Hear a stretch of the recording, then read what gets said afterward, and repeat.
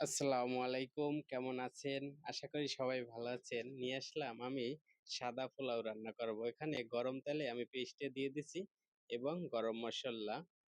এখন আমার পেস্ট হয়ে গেছে, আমি চাউলটা দিয়ে দিলাম। এই চাউলের সাথে আমি একটু আদা রসুন এবং জায়ফল জতিক বাটা দিয়ে দেব। জায়ফল জতিকটা দেব ফ্লেভারের কারণে, এবং চিনি এবং কিশমিশও আমি এর সাথে দিয়ে দেব। দেওয়ার পরে কিছুক্ষণ আমি এটা ভুনে নেব। ভুনার পরে আমি এখানে ১ কেজি চাউল আছে, আমি ১.৫ লিটার পানি দিয়ে দেব।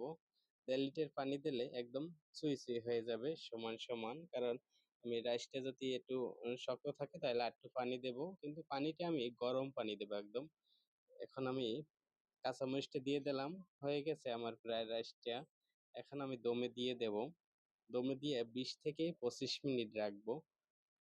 তারপরে আমি উল্টাই দেব। এখানে রাইসটা দেখতে হবে হয়ে গেছে আমার রাইসটা। এখন আমি ঘি দিয়ে এটা নামাই দেব। এটা অনেক টেস্টি হবে এবং সুস্বাদু। খুব সফট হয়েছে অলরেডি। দেখা যাচ্ছে ফ্লেভারটা অনেক সুন্দর আসবে ঘিটা দেওয়ার কারণে। দেখা হবে অন্য কোনো ব্লকে। আল্লাহ হাফেজ। ভালো থাকবেন সবাই। আসসালামু আলাইকুম।